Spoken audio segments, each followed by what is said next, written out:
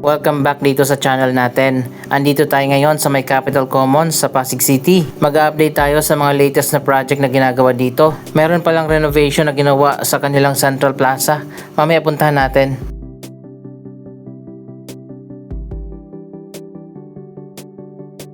Ito na ang isa sa mga bagong condominium dito sa Capital Commons na natapos na, ang The Empress.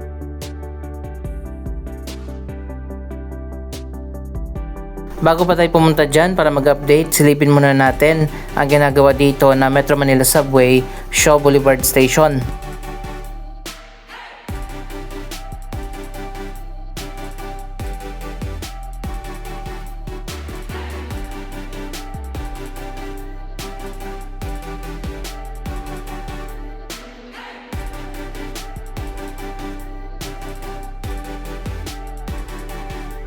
Ang subway station ay dito lang itinayo malapit sa Capital Commons. Dito lang sa gilid ng Estancia Mall.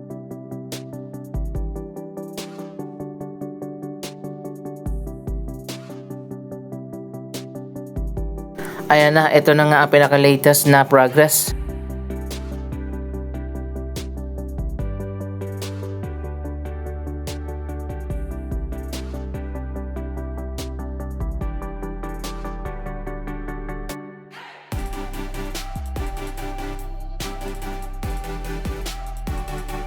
Mas naunang ginawa ang Shaw Boulevard Station ng Metro Manila Subway kumpara sa Ortigas Station na ngayon ay magsisimula pa lang.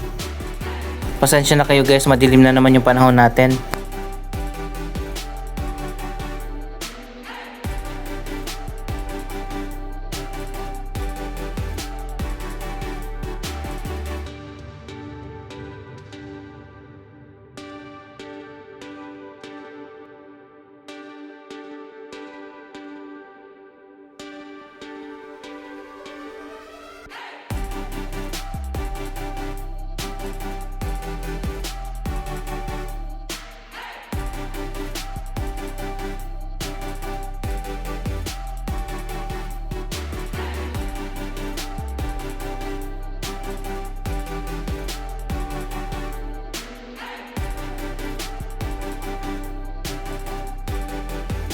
Ito na nga ang ginagawa na bagong subway station.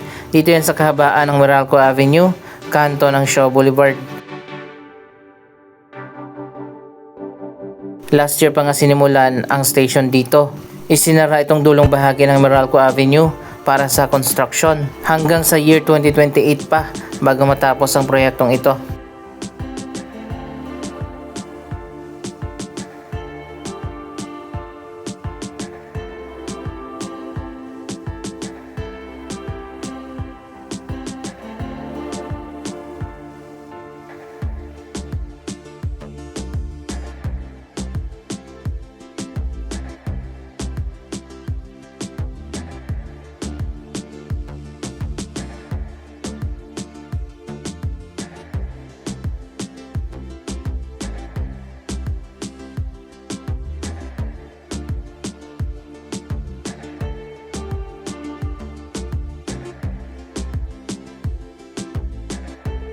Umaambon na kasi sa labas kaya dito tayo dumaan sa loob ng mall. Puntahan naman natin yung kabilang dulo ng station.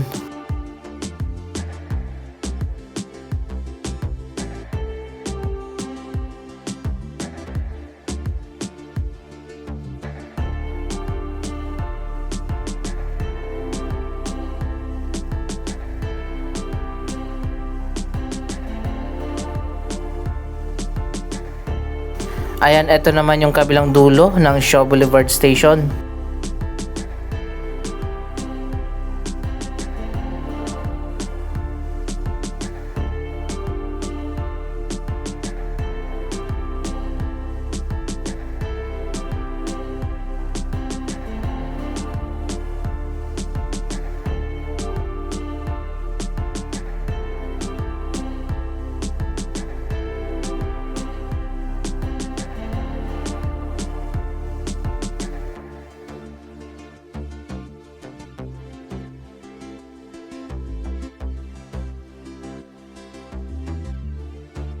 Ayon pa sa announcement ng Department of Transportation, baka sa year 2032 pa magiging operational ang Metro Manila Subway. Particular itong unang bahagi mula sa Valenzuela hanggang dito sa Shaw Boulevard.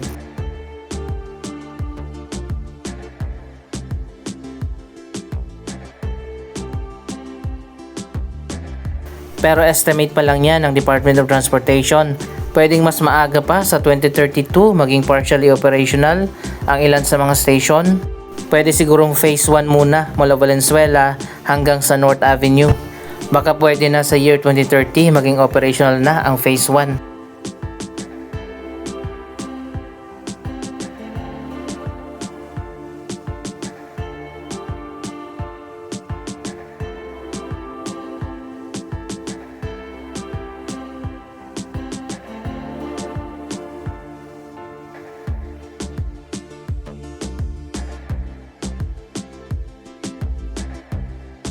Nakapunta na ba kayo dito sa Estancia Mall?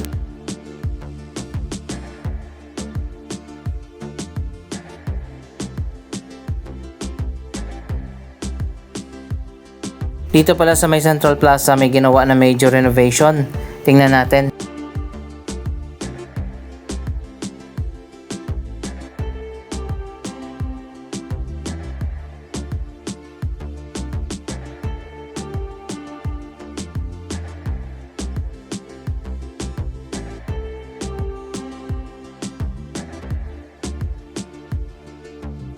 May SM department store din dito.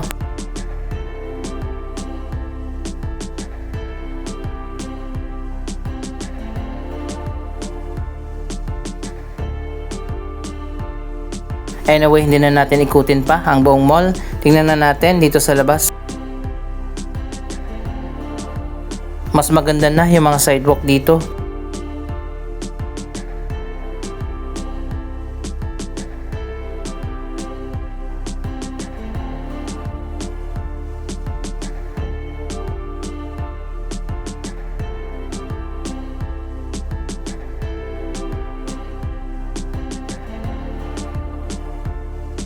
Ito naman ang The Maven, isa pang residential condominium. May commercial area dito sa baba at nagbukas na nga ang ilan sa mga restaurant at mga cafe.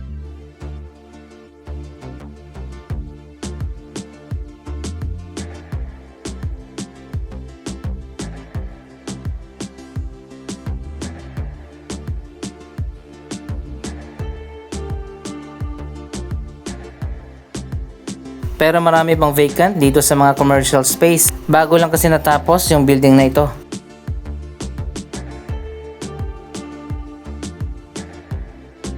Dito muna tayo sa dulo.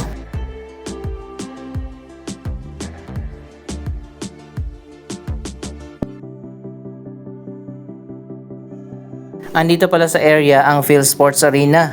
Minsan napapanood natin ito na venue ng mga basketball at volleyball.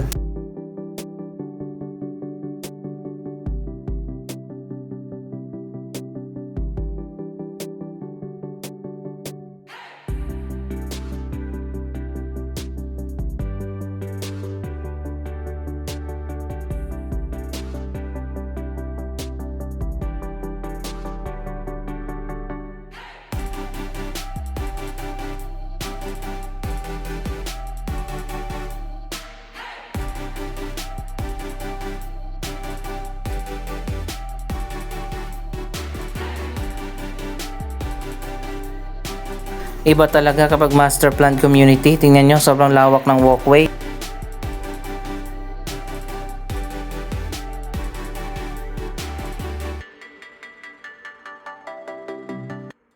Mas pinaganda pala nila at nilawakan yung sidewalk.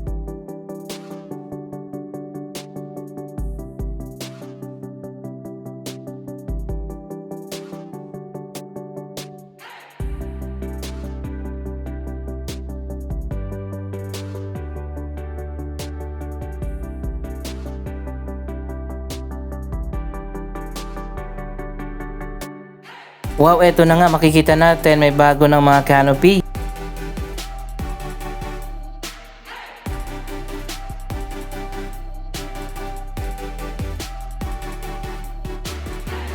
Wow, tingnan nyo, ang ganda.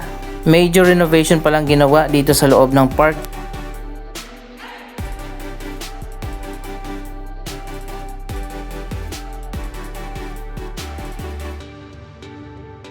Naglagay ng canopy dito sa daanan ng mga tao.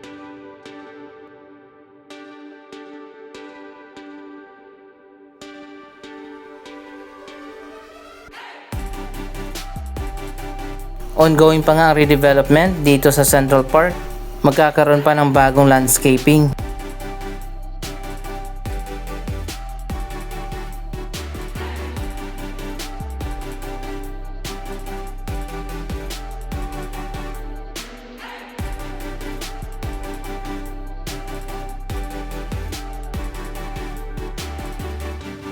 Marami na ang nag-open ng mga bagong restaurant. Ito naman ang The Royalton at The Imperium. Yan ay mga high-end residential towers.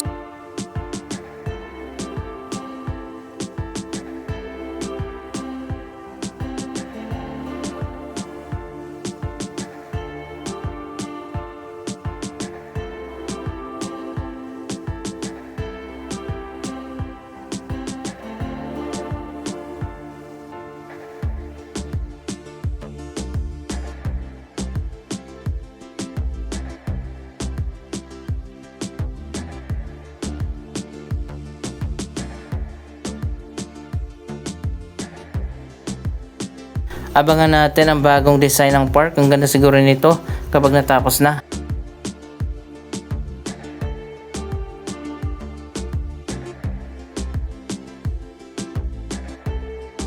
Tingnan nyo, oh, sobrang lawak na ng walkway.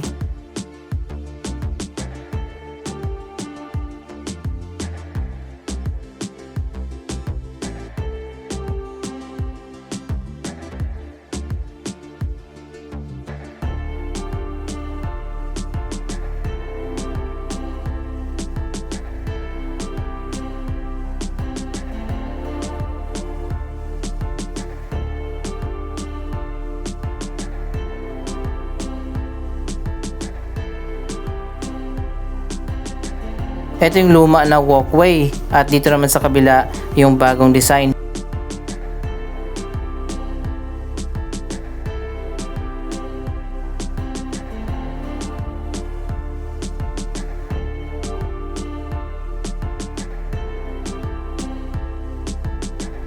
Dinagdagan pa nga ng mga bagong daanan dito sa loob mismo ng park.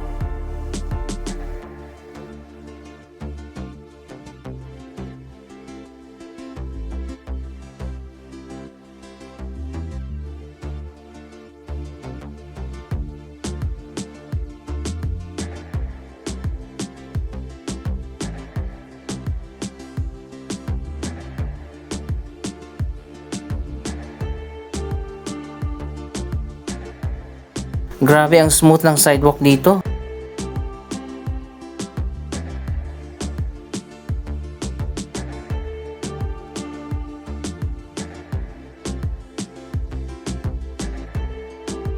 Parang nawala na yung malaking sign na Capitol Commons. Tinanggal na pala, sana ibalik nila.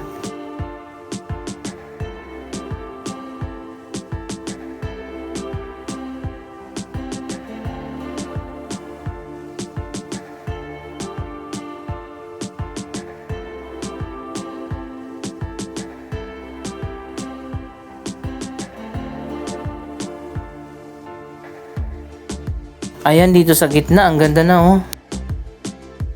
Balik tayo dito mga after 1 month kapag natapos na.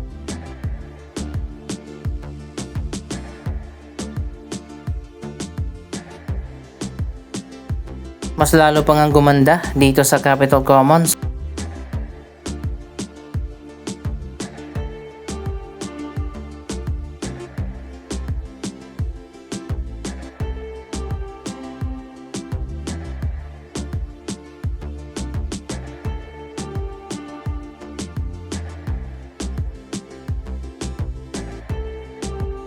Lahat ng tawiran merong ganito.